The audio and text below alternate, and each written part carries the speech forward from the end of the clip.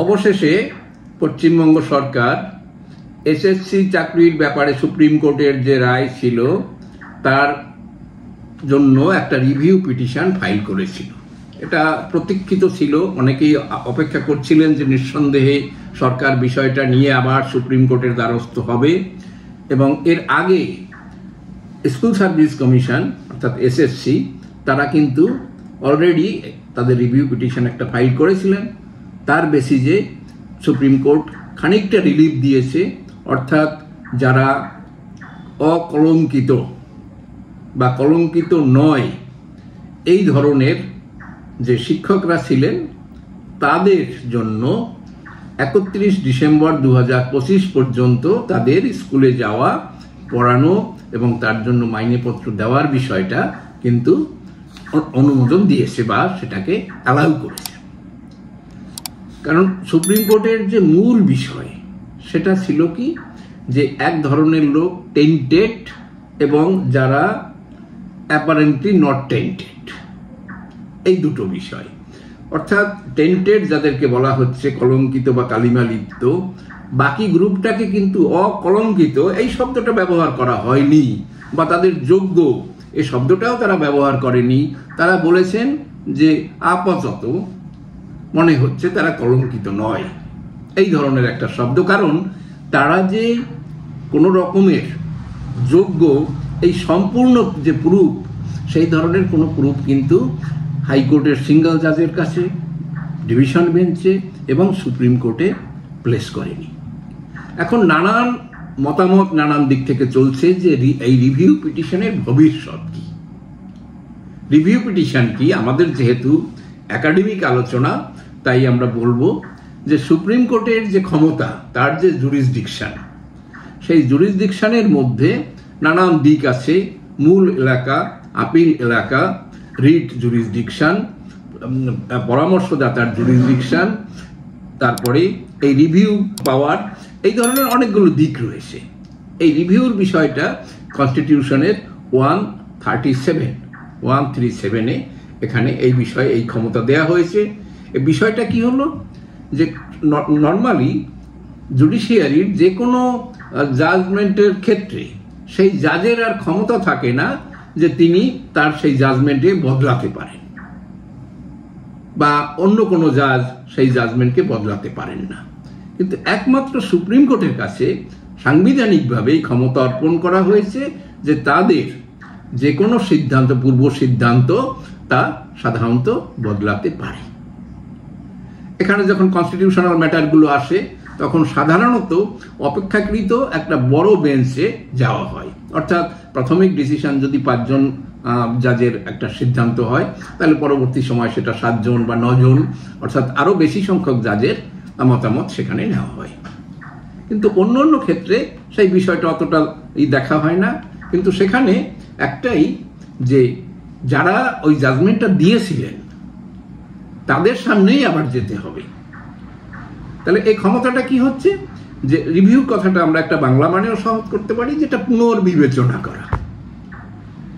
যে জাজমেন্টের মধ্যে কয়েকটা দিক যদি থাকে, যেমন কোনো একটা লিগ্যাল ম্যাটারকে ঠিকভাবে ব্যাখ্যা করা হয়নি, অথবা জাজমেন্টে একটা সাবমিশন ছিল ফ্যাকচুয়ালি যেটাকে ওখানে দেখা হয়নি, অথবা প্রসিডিউরালি কোনো একটা ব্যাপার যেখানে অন্য পক্ষ বা কোনো এক পক্ষ কিছু বলার ছিল সেটা তারা বলার সুযোগ পায়নি, সেই সব ক্ষেত্রে একটা রিভিউ দরখাস্ত করা হয় যে আমাদের এই কারণের জন্য যে জাজমেন্টটা হয়েছে তাকে সেখানে ওই পয়েন্টগুলো বিবেচনা করা হয়নি বা ইগনোর কোনোভাবে এড়িয়ে গেছে, তাই অনুরোধ করা জাজকে।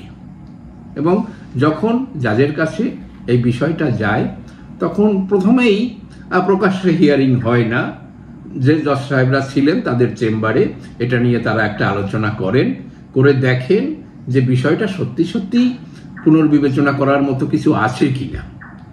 যদি থাকে তাহলে তারা ওপেন কোর্টে এই বিষয়টাকে হিয়ারিং এর জন্য ফিক্স করেন, এবং সেখানে দুই পক্ষের লোকেরাই, অর্থাৎ এর সাথে যে পার্টি জড়িত, তারা তাদের বক্তব্য পেশ করতে পারেন, এবং সেই অনুযায়ী সেই জাজমেন্টের কোনো কোনো অংশ বা সমস্ত জাজমেন্ট এটাকে পুনর্বিবেচনা করা হয়।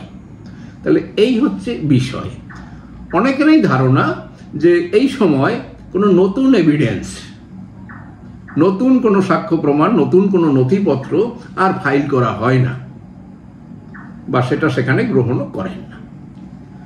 তাহলে এই যে জাজমেন্টটা ছিল, যেখানে 25,752 জন শিক্ষকের এবং শিক্ষাকর্মীদের চাকরি তারা ক্যান্সেল করে দিয়েছেন, সেখানে কেন? যে ধরনের করাপশন এর মধ্যে হয়েছে, যে ধরনের ইরেগুলারিটি হয়েছে, সেই ইরেগুলারিটির বিপক্ষে তেমন কোনো প্রমাণ এসএসসি বা স্টেট গভর্নমেন্টের তরফ থেকে সাবমিট করতে পারেনি। সেই জন্য অনেকেই বলেছিলেন যে একটি যথাযথ তালিকা তৈরি করে যারা সম্পূর্ণ যোগ্য,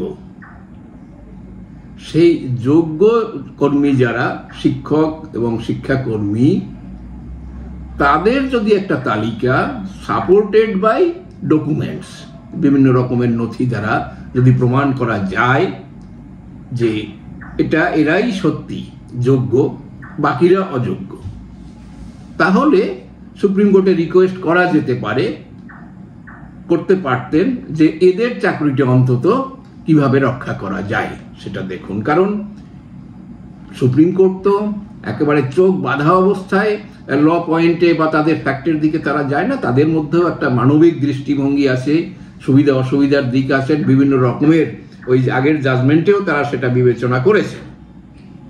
কাজেই এক্ষেত্রেও হয়তো বললে সুপ্রিম কোর্ট বিষয়টাকে একটা সহানুভূতির দৃষ্টিতে দেখতেন, কারণ এর সাথে এই 25,000-এর মধ্যে অন্তত যারা সম্পূর্ণ কলঙ্কিত বা টেন্টেড, দাগী, তাদের বাদ দিলেও যে বাকি যে সংখ্যাটা সেটা 15-16 হাজার, তাদের মধ্য থেকে যে এদের চাকরি রক্ষা করা যেতে পারে, কারণ এদের সাথে কতগুলো ফ্যামিলি যুক্ত রয়েছে, তাদের সাথে তাদের সংসার, বাবা মা, ভাই বোন, ছেলে মেয়ে, তাদের সমস্ত কিছু যুক্ত, তাদের ভবিষ্যৎ যুক্ত, তাদের আর্থিক অবস্থা যুক্ত, এবং সেই সাথে সামাজিক প্রতিষ্ঠা। অর্থাৎ একটা স্কুলে যখন শিক্ষক যাচ্ছেন, ছাত্ররা যদি মনে করেন যে মাস্টারমশাই কিভাবে এসেছিলেন তার ঠিক নেই, পয়সা দিয়ে এসছেন না বিনা পয়সায় ঢুকেছেন, তার ছাত্রদের যে সেই রেসপেক্ট, সেই যে শ্রদ্ধা, সেটা চলে যায়।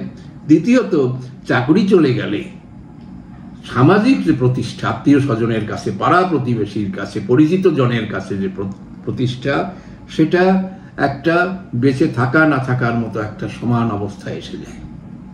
কাজেই মানুষের ক্ষেত্রে সেই যে দৃষ্টিটা, সেটা সুপ্রিম কোর্ট অবশ্যই হয়তো কনসিডার করতেন।